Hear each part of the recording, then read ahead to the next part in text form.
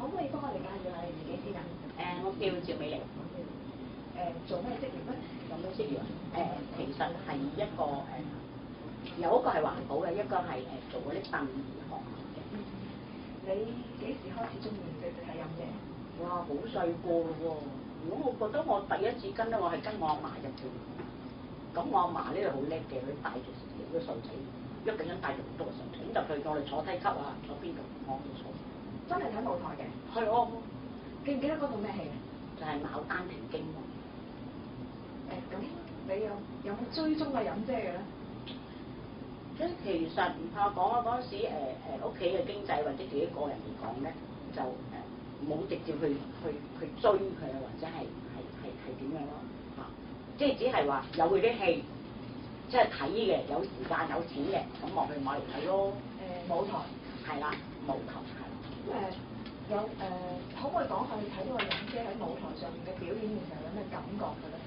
譬如你會唔會特別中意睇佢邊一出戲啊，邊一段啊？特別睇邊一出戲啊？因為其實嗰陣時都唔係叫做個年紀咧嚇，即係都唔係話好識分析一啲嘢，只係覺得中意睇。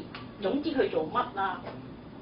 譬如我而家都覺得佢着任何戲服啊，就算睇電影都係咧，即係我覺得佢即係一定係着戲服個 model 嚟，即係嗰個身材啦嚇，即係就算佢扮，好似係邊個話，佢扮黑黑仔行出嚟，咁都係中意㗎啦。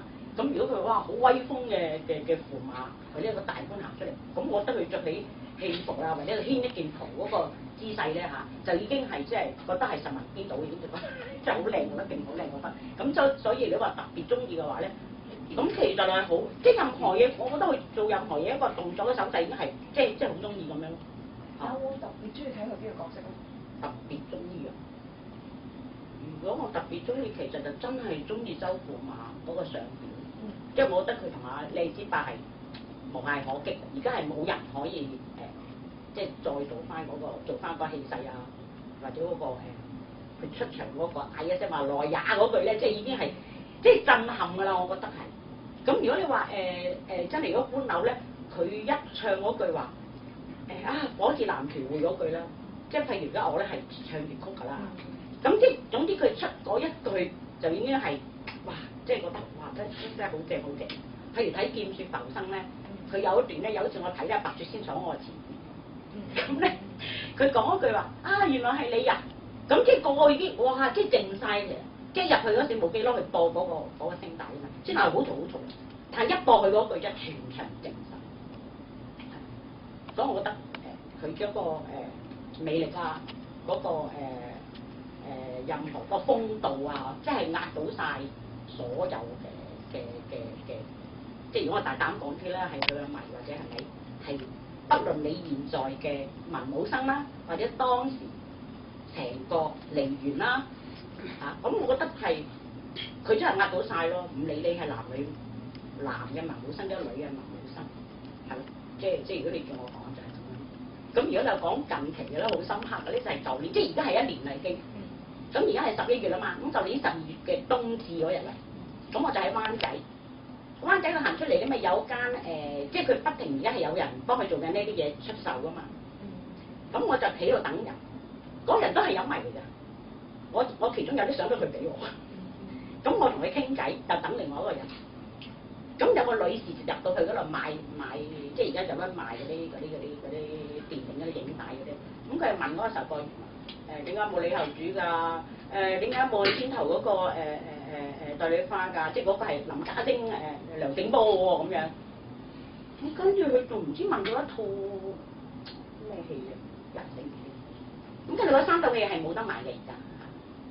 咁即係好瘋狂，即係至到現在為止，有人入到去都係要揾翻飲姐嗰啲戲曲啊，或者。大概咩年紀嘅嗰位戲迷？我諗佢好似我咁上下啦，我當佢因為佢直頭問咗首歌嘅。有冇除咗喺香港之外，有冇喺第二啲地方，譬如星馬啊咁嗰啲地方睇過飲姐舞台演出？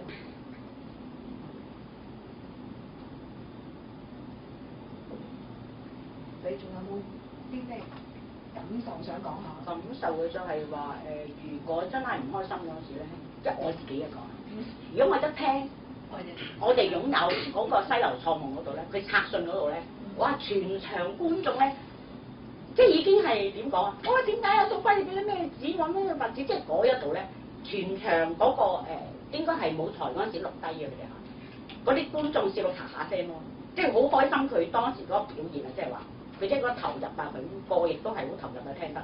咁如果你話因為佢唔係現場咧投生啊，或者我哋而家睇嗰啲咩星啊咁樣。即係野笑，即係佢唔係嗰類型噶嘛。咁但係佢即係揸封信咁樣拆或者點樣，嗰、個神態或者佢嘅唱腔已經知道，令到個個咧在場嗰啲觀眾啦嚇，即係知道佢拆信嗰個狀況咧。咁即係我一聽咧，我覺得好開心嘅，我就覺得算啦，有咁好嘅人唱歌俾你聽，聽咗你唔好嬲。即係我會咁同自己講，即係我心情靚，我想實揾去拆信嗰餅嗰份嘢出嚟睇咯。西樓錯夢你係聽帶嘅，係唔係睇現場？西樓錯夢而家咪聽大咯，現場我冇睇到嗰套戲啊，我自己就好遺憾，所以就即特別中意聽翻攞翻佢出嚟聽咯。咁如果你話因為其實西樓嗰個西樓錯夢咧，即係我都話即係我開始都話我係唱粵曲㗎嘛都話，咁我就好開心，我唱完《贈髮係郎心》咧，就有人俾咗一份任劍輝個《沈園春夢》嘅歌譜我。咁跟住即係點講？係即係你越即唱歌咧，就越欣賞佢唱歌嘅功力。一譬如佢叫一句惠娘嗰個層次感好清晰嘅。即係譬如有時我叫阿仔或者喂阿奶啊女咁，即係如果佢唔認我就話哎呀仔啊女咁，即係你會用另外一個聲線啊或者一個態度去叫多一次咁樣噶嘛。即係我覺得佢一叫對方佢嘅拍檔嗰個神情神髓，即係你聽到佢係好有層次咁樣叫咯，係啊。咁同埋如果你話好陶醉好中意聽嘅咧，我覺得同我梁醒波唱嗰個高平關取級咧，哇！真係冇得彈啊，係咯，即係正到。所以我心諗，即係我哋就冇本事啦。我都希望如果你哋可以做到嘅咧，真係咪聯絡翻梁醒波嘅屋企人或者邊個咧？可唔可以將佢呢個高平關取級咧，真係等全世界咧聽到，不如出手一張 CD 或者乜嘢？因為如果再唔出咧，我覺得咧唔知幾時先至有人做呢個嘢。正如阮兆輝介紹呢隻歌嗰時都係話，現在嚟講，所有人都唔可以唱到高平關取級。佢呢兩位大老倌喺嘅呢個即係唱嗰個氣勢或者個形勢啊，嗰、個腔啊咁。其實上兩年應該係直頭可以講係李龍先生咧都唱過嘅。咁我當時而家我呢份歌譜其實就係佢嘅唱版嚟嘅。佢當中有一啲口白咧，佢哋係刪除咗嘅，係冇講嘅。咁但係任劍輝同梁醒波當時係有好清晰咁，即係嗰個成隻歌嗰個編啊，或者係佢點樣唱啊咁咧，即係好有秩序咁唱翻嗰啲出嚟。咁佢哋係刪除咗一啲嘅。咁同時即係正如阿阮兆輝所講啦，真係呢個係冇㗎啦。就算佢哋有啲人話原來拎過去內地裏邊俾一啲老倌聽咧，都係話唔會有人唱翻。咁我覺得真係如果係有嗰個渠道啊或者係途徑咧，都將高平關取級咧做一張 CD， 等全世界啊跟住嚟嘅人都聽到。歌譜咧，我諗一定要，即係如果揾人加翻佢哋原唱，有啲口白落去咧，咁就好啲。因為我哋而家手上嗰份高平關取級，佢點晒喺度，即係點晒我哋丁版裏邊，咁就係即係其實係可以係唔得唱嘅。咁但係嗰神髓即係我講翻話上表嗰啲，即係你冇人做到噶嘛，係咯。咁譬如你話現在好似我哋上網都有嗰份歌譜嘅，係咯。咁所以我覺得如果你出呢張 CD 嗰時，一定要將嗰個歌譜咧附帶喺嗰個 CD 度咧。如果唔係有啲即係好似，因為有時我都睇嘅京劇，都不停咁學一啲國語嘅，我都中意。咁所以一聽嗰時冇歌譜咧，都知道佢有啲係唱緊乜或者講乜。咁亦都揾翻一啲叫做歷史名人錄咧，都要知道嗰兩位係乜嘢嘅人物啦，係咪真實故事啦咁樣。即係我都中意睇嗰啲。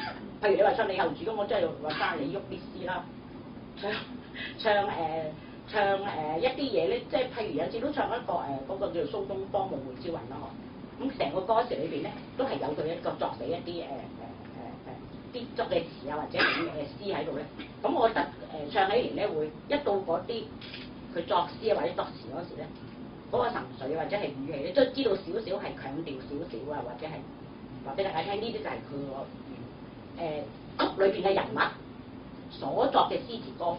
咁我覺得會即係好啲咯，即係對我哋現在演唱或者即係唱粵歌啊嗰啲咧，咁會深入啲，或者係唱得好啲。好多謝趙小姐今日嘅分享啊！唔該晒，唔該晒。喂，多謝多謝。OK。